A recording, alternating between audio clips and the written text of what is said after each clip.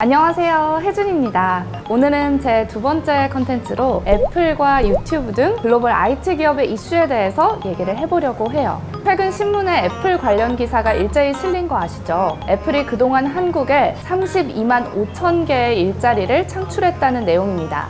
애플은 한국 직원 500명을 직접 고용하고 있다고도 강조했는데요. 폐쇄적인 애플이 국내 시장에 진출한 이래 직원 수를 공개한 것은 이번이 처음입니다. 애플 코리아는 사실 한국 언론의 보도자료도 거의 내지 않을 정도로 항상 소극적인 커뮤니케이션을 고수해왔는데요. 국내 기자들이 애플을 취재하기가 어렵다고 푸념하는 것도 이 때문이었죠. 애플은 잡스 철학 때문인지 항상 제품만 잘 만들면 된다라는 식이어서 항상 콧대가 너무 높다고 원성을 사기도 했습니다. 그런 애플이 한국 산업 발전과 고용 창출에 기여하고 있다는 유화적인 메시지를 전달한 것은 매우 이례적인 일입니다.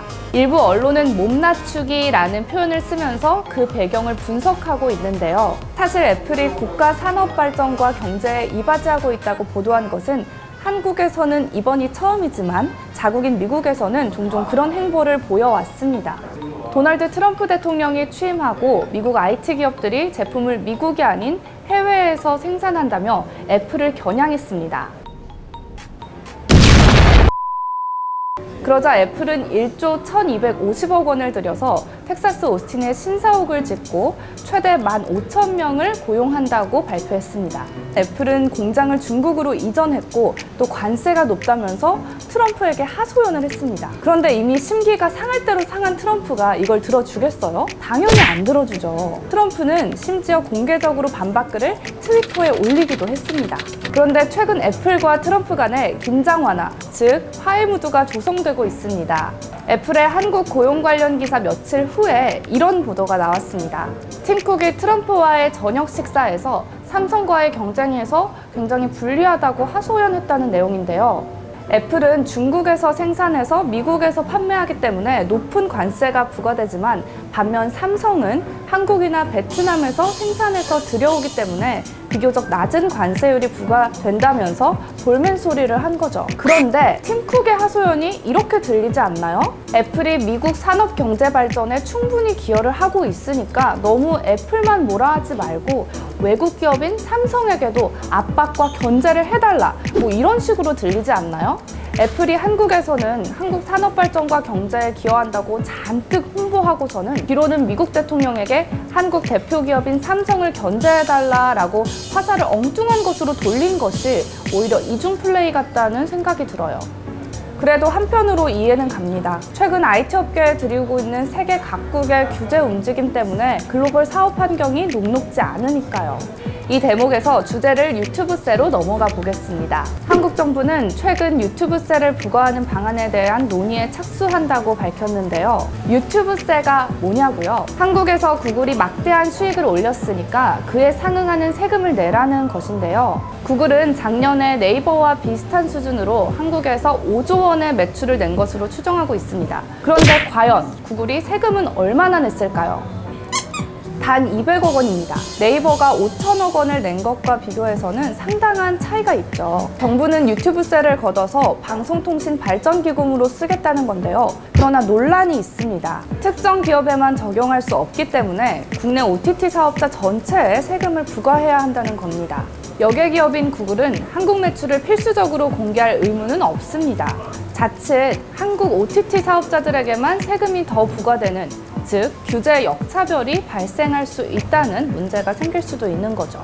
유튜브세는 사실 상징적인 용어입니다. 좀 더 공식적인 용어는 디지털 서비스세입니다. 한국에서만 이런 돌발적인 움직임이 있는 것은 아닙니다. 외신을 검색해 보니까요, 호주, 태국, 케냐 등 이미 여러 곳에서 유튜브와 넷플릭스 등 IT 기업들의 디지털세를 부과하는 방안이 검토되고 있다고 합니다. 사실 디지털세 부과에 가장 먼저 깃발을 든 곳은 유럽입니다. 프랑스가 작년에 최초로 유튜브와 넷플릭스 등 동영상 플랫폼 사업자를 대상으로 수익의 2%를 걷어들이는 유튜브세를 부과했고요.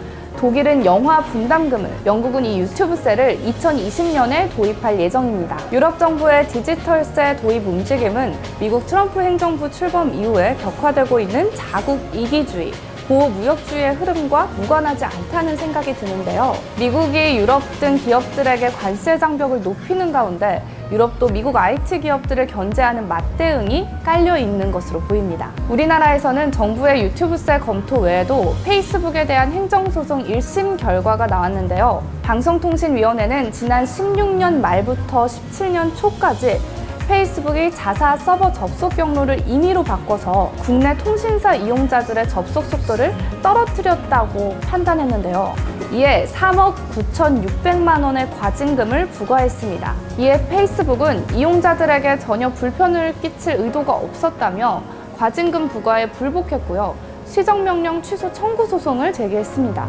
1심 법원은 정부의 과징금 부과 결정이 부당하다는 쪽에 손을 들어줬지만 페이스북 등 미국 IT 기업들은 한국 정부의 규제 움직임만으로도 위협이 될 수 있겠다라는 생각이 드는데요. 애플 이야기를 하다가 너무 길어졌죠. 이제 다시 본연의 주제로 돌아가야겠습니다. 애플의 한국 내 이런 몸 낮추기 태도는 이런 복잡한 배경들이 깔려 있다는 것을 말씀드리고 싶었습니다. 미중 무역 전쟁 등 이렇게 경제 전쟁이 치열해지는 상황에서 미국의 IT 글로벌 기업들이 어떻게 hom로를 헤쳐나가는지 지켜보는 것이 상당히 흥미로울 것 같은데요. 삼성 등 국내 기업들도 미국에서 역풍을 당할 수 있어서 현명하게 대응해야 할 것 같다는 생각도 드네요.